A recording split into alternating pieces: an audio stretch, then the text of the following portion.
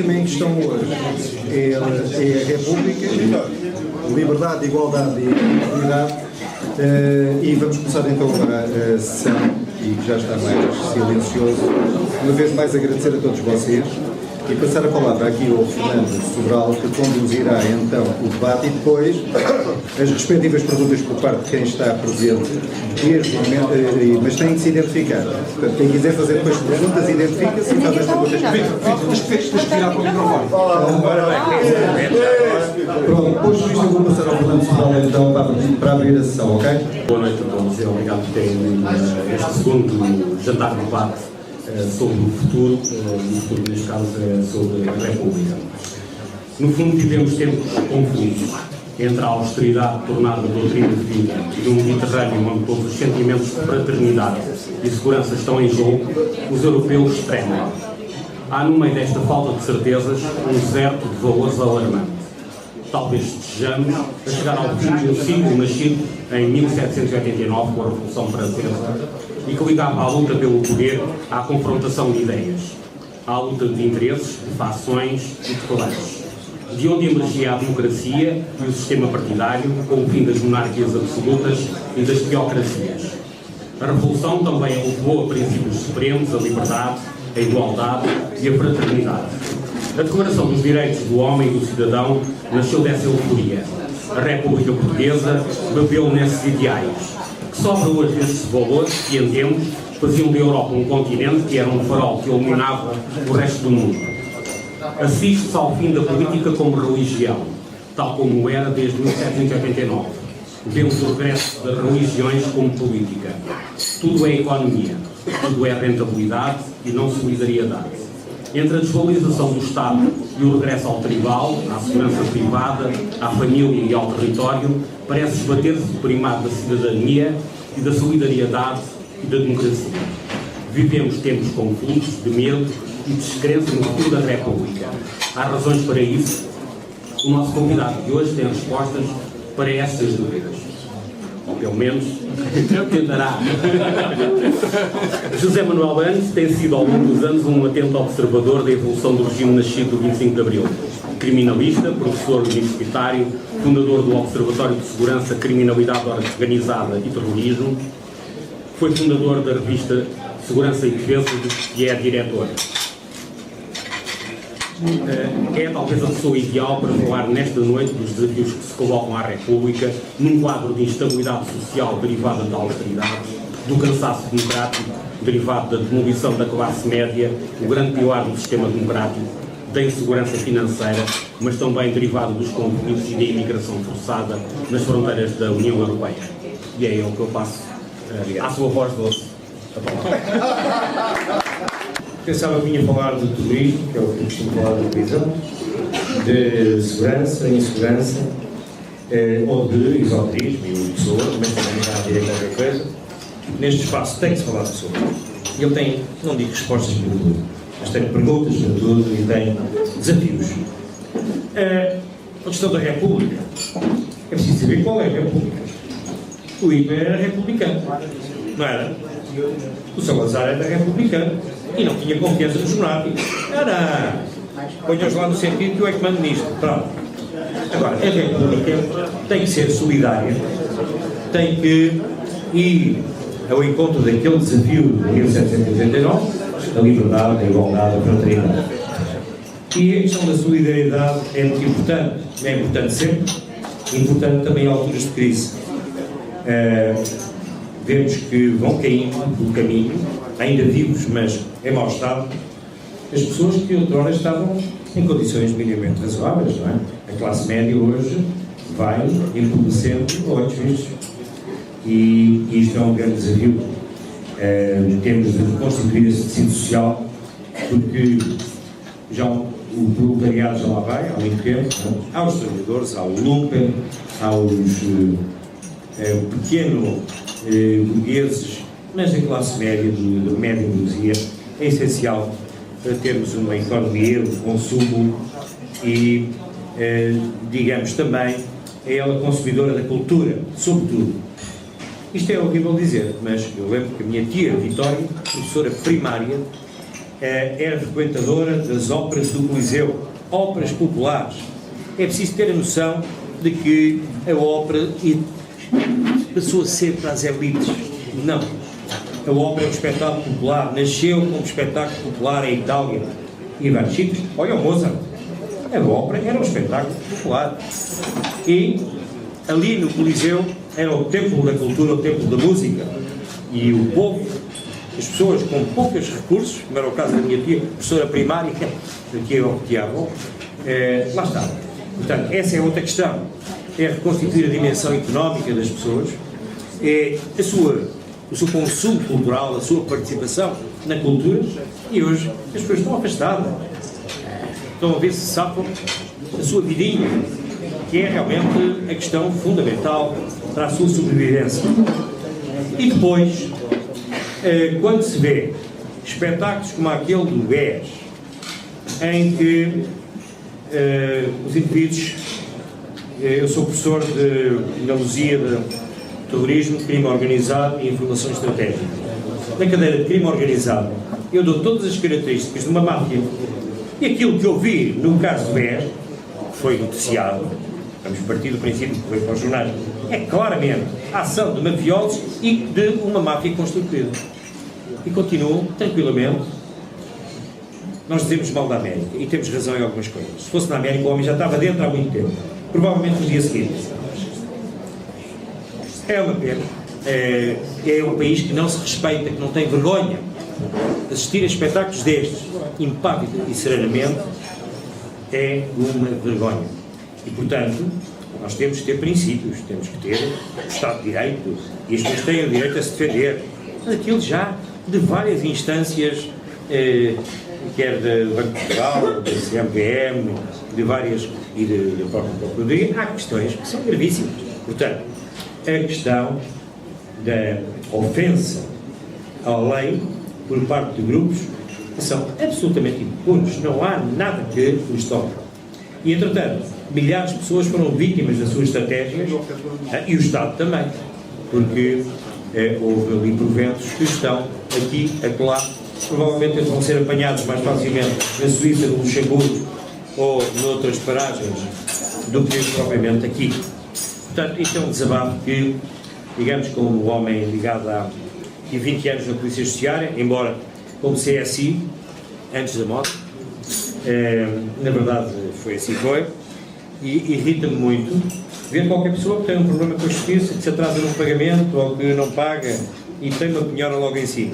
E aquela malandragem, aquilo é malandragem, está contente, subia, segue em frente. E nós também, coitado, as pessoas foram lesadas, fazem barulho, mas acho que tinha que haver uma resposta mais firme, porque vai continuar tudo mesmo. Bom, portanto temos aqui uma questão de valores, uma questão moral. Se aqueles indivíduos estão impuros à lei e ao castigo, à penalização dos seus atos, e o cidadão normal, esse é vítima, inexoravelmente, do fisco e da justiça. Isso é uma questão fundamental. Depois, voltamos à dimensão económica e social. É o dever de uma república que as pessoas tenham condições dignas de sobrevivência e de realização. As duas coisas.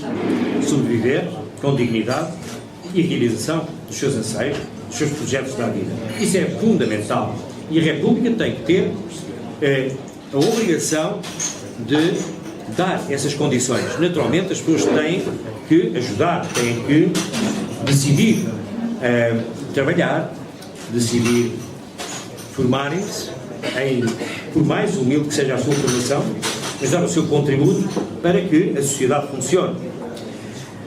Hoje em dia, infelizmente, o estado a que nós chegamos é o do saldo sem poder social.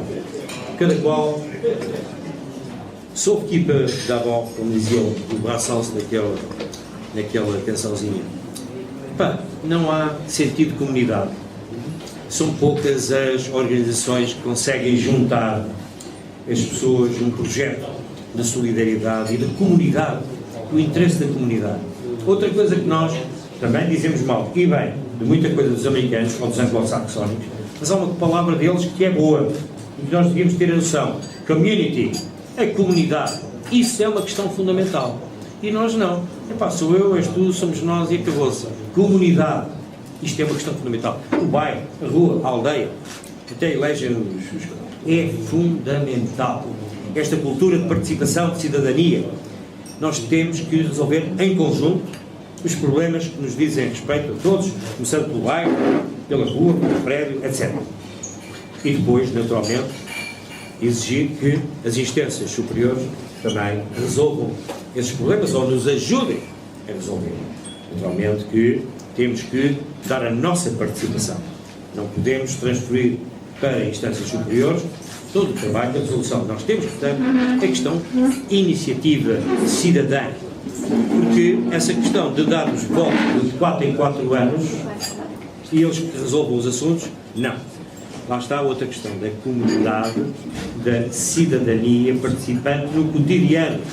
É outra coisa que temos que aprender e que é paulatina. É mais, perdoem-me isto, eu não sou nenhum anglófilo, mas nem americanófilo, o meu pai era, o meu avô era anglófilo, mas eu não sou nada. E como dizia a pessoa, o que não é nada é tudo. É uma saída boa que eu tenho perante aqui os meus amigos. Já veremos aqui um texto de Pessoa sobre a dimensão do que é ser português. Já lá vamos. Ora bem, esta questão de salve-se quem puder, individualmente, e os outros que se tramem, em falando em bom português. Não. Há que ter uma consciência de cidadania e coletiva, no sentido de vamos resolver este problema.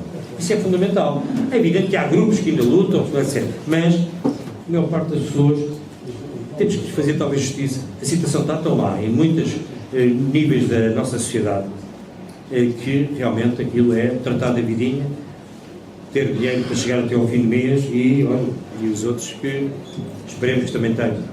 Portanto, a questão da cidadania, a questão da participação, a questão da comunidade. Penso eu que é um futuro da República indispensável. A questão da liberdade. A questão da liberdade. É a metafísica da liberdade? Não. A liberdade é para ser consumida no cotidiano. E a nível de cultura, a nível de opções, têm que ser respeitadas por todos. Essas opções, desde que não façam mal aos outros. Por favor, é uma questão fundamental da liberdade, de escolha, de caminhos. Se forem diferentes dos outros, muito bem. É para enriquecermos todo este caminho. E a solidariedade entre diversos níveis, níveis sociais e económicos, entre culturas diferentes e também entre religiões. Eu hoje estive à tarde na Mesquita, com os 30 anos da Mesquita de Lisboa, lá estive, e tenho feito algum trabalho junto do meu querido amigo Sheikh Munir, que diz sempre aos meus alunos que eu levo lá, quase todos os meses. À sexta-feira, dia sagrado do Islã, não há visita, muito menos à hora da oração. Mas quando este jihadista, meu amigo, me pede, então eu digo logo que sim. E no outro dia ele teve que casar e tal, eu arranjei uma solução interessante. Bom, então, a iniciativa multicultural, multirreligiosa é fundamental. Mas, naturalmente, que o quadro macro da nossa política nacional é indispensável. Agora, nós depositamos a esperança num partido. Ele vai lá, faz o contrário. O outro diz que vai fazer diferente. Temos a certeza? Não sei. Eu, como já fiz 70 anos, em 71, começo a desconfiar um pouco destas promessas.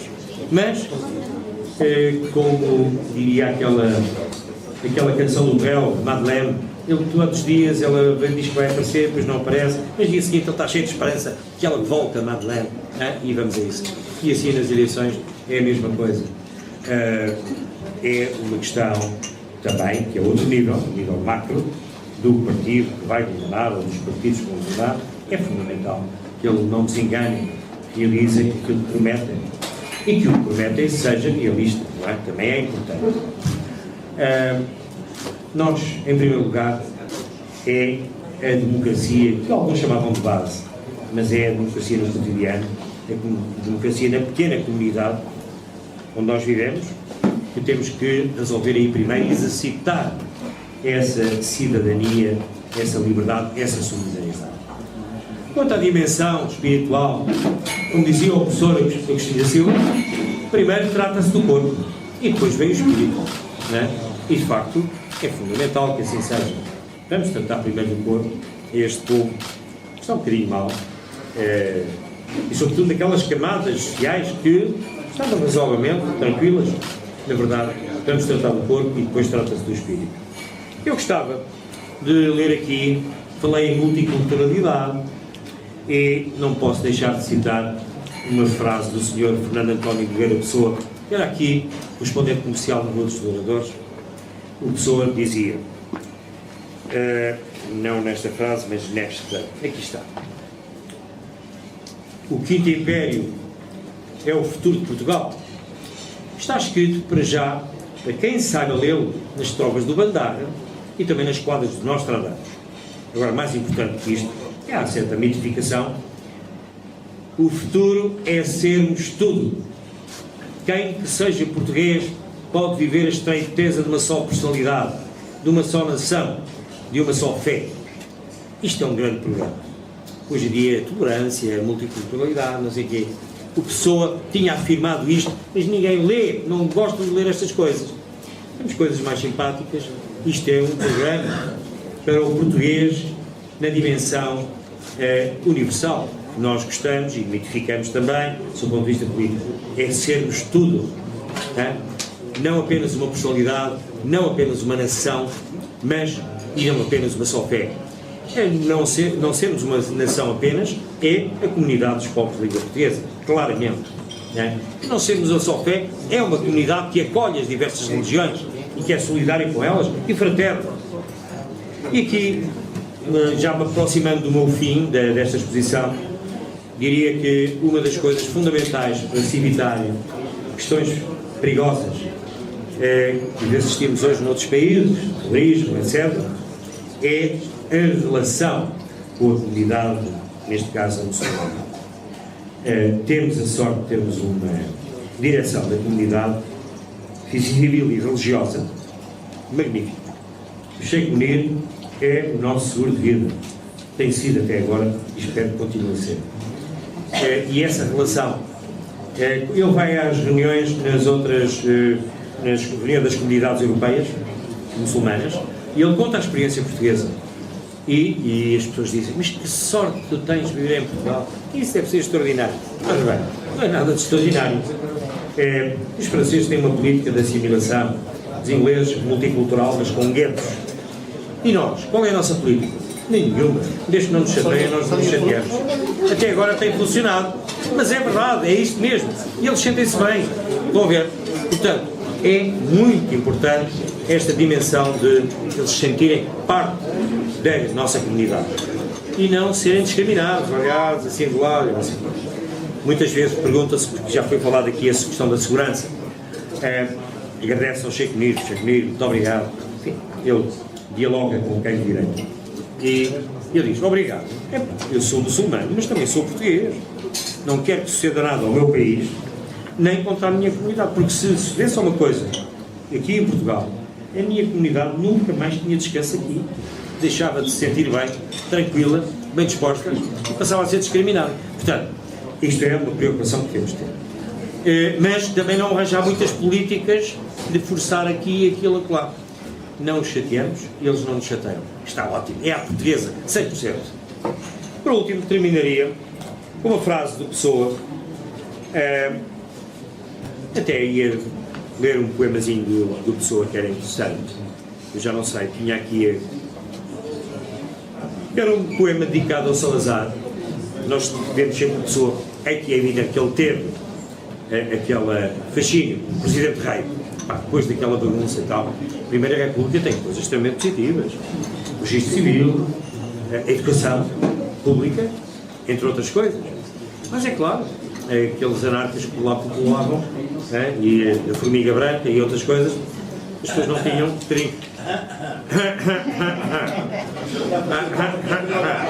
Pois é, olha, havia um livro escrito por um grande camarada, o Vladimir Ilyich Ulyanov, que era o esquerdismo, doença infantil do comunismo. Nunca te esqueças disso.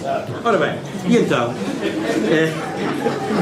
eu fiz isto no outro dia no Sindicato da Polícia, convidaram-me quando eu era presidente do OSPOR, e havia este problema dos anarcas e tal.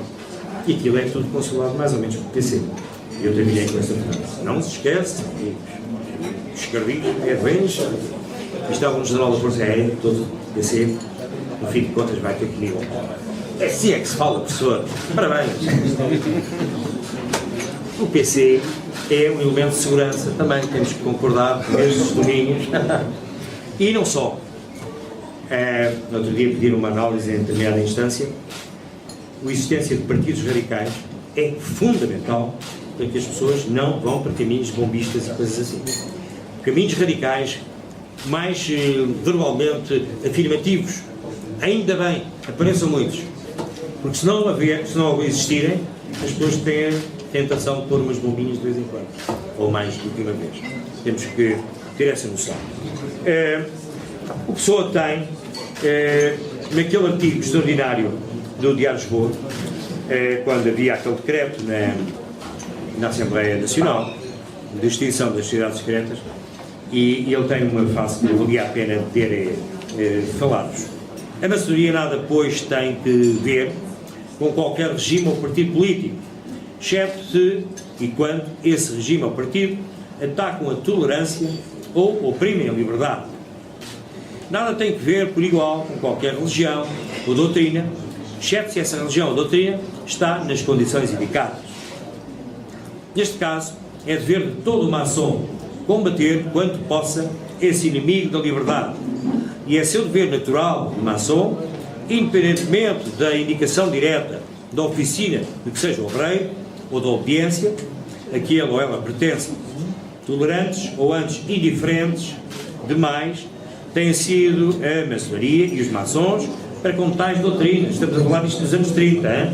Itália, Alemanha, etc. Para a Espanha e Portugal.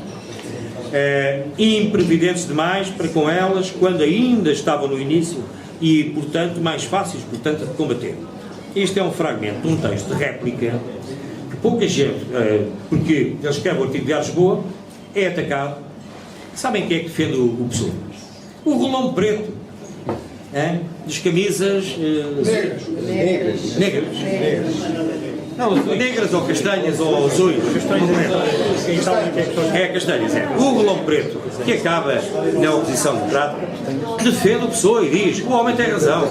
Não é? Bom, quem é que publica este texto de réplica que o Pessoa escreveu e guardou na arca, não chegou a publicar, que entretanto também morreu. O artigo do Diário de Lisboa é uns meses antes, não chega a um ano de ele morrer, e este artigo é publicado pelo filho do António Ferro, o António Quadros. Publicou vários textos muito interessantes, entre os quais um em que ele diz: o senhor José Cabral não sabe que pode haver alguém que, não sendo maçom, isto é, não pertença a ordens maçónicas, seja, entretanto, ou tenha, entretanto, recebido noutro templo a mesma luz. Quem é que lhe deu isto? O Crowley, com a sua ordem, era uma ordem estilo loja dos 300, tinha graus maçónicos, graus cavaleirescos, graus mágicos. E deu-lhe aquela coisa, e sabem onde é que foi? Travessa das Salgadeiras, em casa do Dom Leal. Isto foi, não são os investigadores portugueses, as portuguesas, investigadoras do Pessoa, são pessoas sérias. Os homens, nem tanto. E então, o Stefan Dix, Jerónimo Pissarro, escreveram um livro, Pessoa Guardador de Papéis, identificaram 9 de setembro de 1930 o dia da iniciação do Dom Leal e do Fernando Pessoa. E o Dom Leal escreve ao João Gaspar Simões: aquela iniciação provocou a morte da Pessoa e a mim provocou uma doença do qual nunca recuperei. Ele acabou louco em Rilha Foz. Enfim, é muito interessante estes aspectos. Eu gostava de prestar homenagem à ideia que nós temos da República, que tem que passar a continuar a ser uma prática do cotidiano, e não apenas como o querido amigo e irmão Ramon de la Féria militava ali junto à estátua do António José de Almeida. Viva a República, sem dúvida, a coisa pública, a coisa de todos nós, sem dúvida nenhuma, mas convém darmos substância no cotidiano. Isso é uma coisa que talvez nos falta a nós portugueses, a ideia da comunidade e da prática dessa solidariedade e da resolução de problemas, por mais comezinhos que sejam, mas é aí que começa a República. Sorry, desculpa. Ora bem, queria dizer que uma vez fui chamado como testemunha no julgamento que opunha o Dom Duarte Duarte Pio, perdão, no fadista, não da Câmara. Eu conheço os dois por razões de determinadas funções que tive. Então, fui chamado como testemunho. Foi na boa hora ainda, e o juiz, era um coletivo, perguntam-me o que é o que o senhor sabe destas coisas lá de uma associação, a Ação Socorro e Amparo, Associação Socorro e Amparo. Havia ali uns desaguisados financeiros. O que é que o senhor sabe disto? Nada. Mas não sabe nada. Não sou teu juiz. Eles são monarcas e eu até sou republicano. Foi uma gargalhada ali na sala e de facto não sei de nada, mas sou amigo dos dois, não há dúvida nenhuma. Então, poderei dizer, viva a República e viva o Fernando Pessoa. Viva o Fernando Pessoa, com todas as suas contradições. Já agora, um poema sobre o vinho. Se quiserem aquele sobre o Salazar, eu também procuro. Que é giríssimo. Saudação de inimigo a inimigo. Eu, tantas vezes, caindo de bêbado, só por não querer sentir. Eu, embriagado tantas vezes, por não ter alma bastante. Eu, o teu contrário, arranco a espada aos anjos que guardam o Éden, e ergo em êxtase e grito o teu nome. Vinho. Álvaro de Campos, em poesia. Em flagrante litro. Aqui no Sr. Fonseca, não é? Ele dizia lá, no meio do escritório, o senhor, o Moutinho de Almeida foi um dos últimos chefes dele, o dono do escritório, correspondência comercial. Mas eu tenho que ir ali falar com o meu amigo Fonseca. E então eu ia à tasca do Zé Maria da Fonseca ver um copo de tinto em flagrante litro, como está. Era tão giro, porque ficávamos bem dispostos com esta caricatura que ele faz do Salazar e que eu tenho para aqui e que deve aparecer de um momento para o outro, mas resisto também a minhas... diz o índice António de Oliveira Salazar, para ficarmos bem dispostos. António de Oliveira Salazar, 3 nomes em sequência regular. António é António, Oliveira é uma árvore, Salazar é só apelido. E até aí está bem. O que não faz sentido é o sentido que tudo isto tem. Este senhor Salazar é feito de sal e azar. Se um dia chove, a água dissolve o sal e dissolve o sal. E sobre o céu fica só azar. Dissolveu-se o sal, fica o azar. É natural. Oh, com os diabos, parece que já choveu. Coitadinho do tiraninho, não bebe vinho, nem sequer sozinho. Bebe a verdade e a liberdade, e com tal agrado que já começam a escassear no mercado.